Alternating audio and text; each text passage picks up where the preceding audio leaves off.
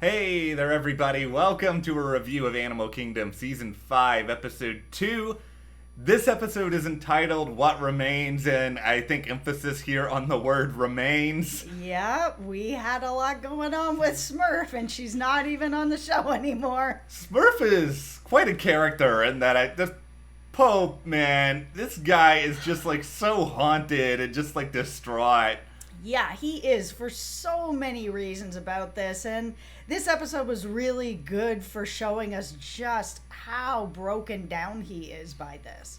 Is every episode this season going to end with just like some silent scene of like Pope in a state of psychological turmoil? I'm not mad at it if that's the case. Well, we'll talk a little bit about what's going on there, the meeting with the lawyer, Yep. Darren wanting to surf in the middle of the night.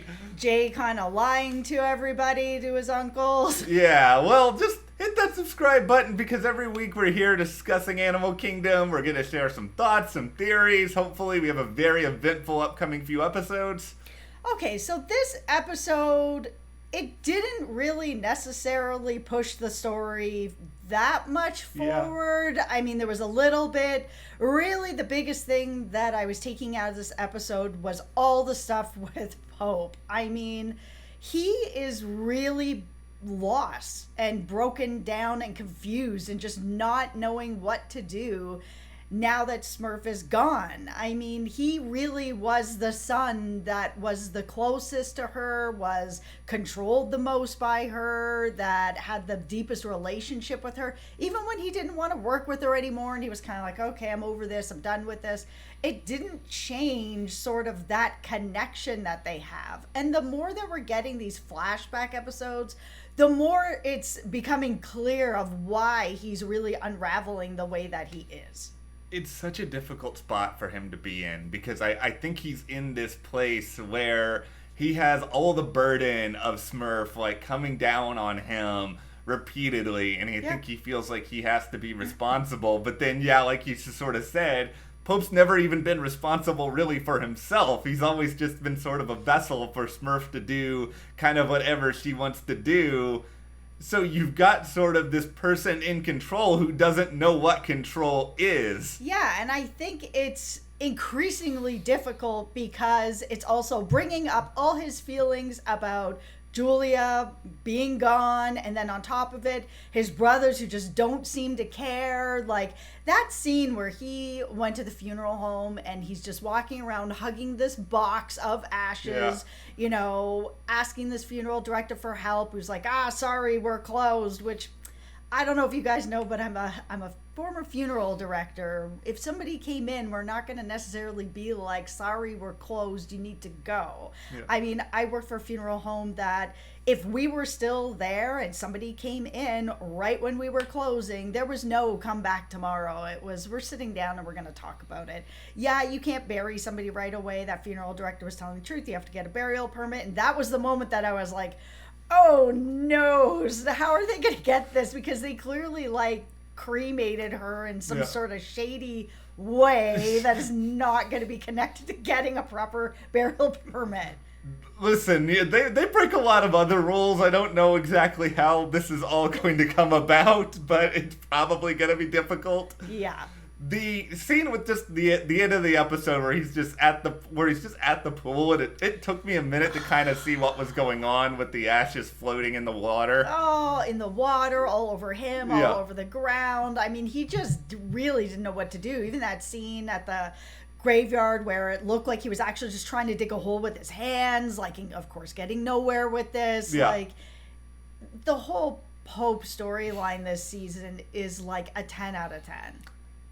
Sean's probably not going to get a lot of Emmy buzz because this show never really does. He really should. He's phenomenal. His character has been one of the most fascinating on TV. Yeah, he's more the lead, I think, this season than ever, and he is just like totally delivering. Yep. But in true Animal Kingdom fashion, this can't just be the let's all watch Pope have a breakdown. It is the let's also have Darren have a breakdown and trash all of his stuff.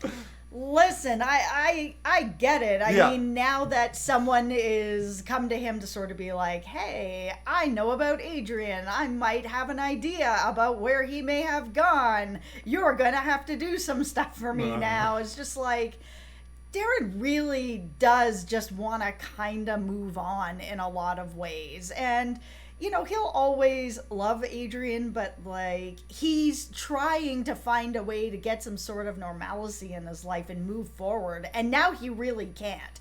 It's like even in trying to protect him and sending him away, which broke his heart, broke Adrian's heart, hurt them both deeply. It didn't even matter. It just separated them, made them upset with each other, and crushed them for no reason. Because here we are.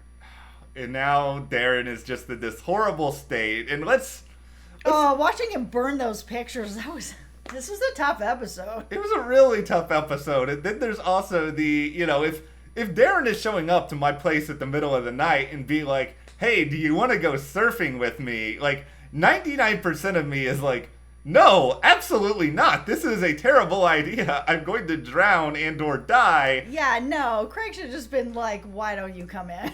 Yeah, because it's like clearly Darren needs something and you got to give him something to kind of... But yes, you don't have to give him something that involves going out into the water at the middle of the night. And probably getting you both killed, yeah. Yeah, I guess I shouldn't be surprised that Craig is like, just give me a minute. It's like, really, Craig? Well, okay, that makes sense as well. It's just, Craig doesn't always think things through. I mean, even with his relationship with Ren, where he's like, oh, you're dealing drugs with my kid around? How dare you? And then he's going to go off and rob a bunch of people and be like, oh, this person you sold these drugs to? I'm just going to go and have a heist on their boat and try to steal all their money and watches and whatever else. It's just like, okay, you can't give her crap for doing it because it's at the house quietly and a little easier. And then you're going to make a huge splash like this. Like, just take all the seats, Craig. You hypocrite. You're dying on Hypocrite Hill out there. Craig was not only on Hypocrite Hill, he also had his high horse on there that he was sitting atop of. And somebody just needs to roll you all the way into the ocean. Maybe that's what Darren is doing by getting him into the water. Yeah, it's possible. But yeah, I can deal. I would be fine if we don't get much more of Craig just like railing on Ren for like just pure nonsense. Okay, so we also have to talk about Jay, who I've been very honest on this channel. He's not my most favorite character on the show, but I do like that he is very sneaky. I like that he's very ambitious because he really is kind of the only one that is. Yeah. But he's doing a terrible job at like hiding things from his uncles because he let it kind of slip that he's had communication with this lawyer before they knew about it, and he tried to lie again, and they were just like, get out of here. Like, something is off.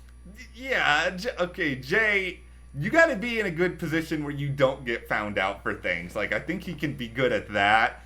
But if you put him on the spot, I think he's just this is not his forte. No, I think he's too new to this still. I know it's been a couple of years he's been part of this family, but the brothers have all been doing this. I mean, look at Pope. Pope's been doing this since he's like 7 years old. Yeah. Like, we're talking about other people who have been doing this since they were little kids that were part of a crew as well as family together for decades. And then, Jay's going to come in and be like, hey guys, now I'm here. Now I'm sneaking around. Now I'm this.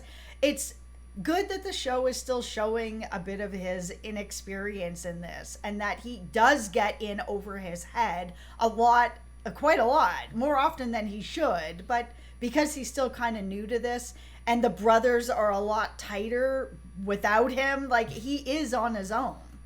I will say this is the part of Jay's story I like the most, the bowling alley. It gives me a very Los Pollos Hermanos sort of vibe. You just like bowling. I love bowling. That is a part of it. I just love that, like, here is Jay, the most, like, unempathetic, emotionless man, and he has a place that brings so much joy to so many people. It is like it's like the biggest oxymoron of this show. Yeah, it is. And that's actually the thing about the Jay character that I've had the hardest problem with, is that there are just no other real layers to him. He's just like stone-faced all the time. He has no emotions with anyone. He cannot connect with anyone. He is vulnerable with no one. There is nothing deeper with him on this show.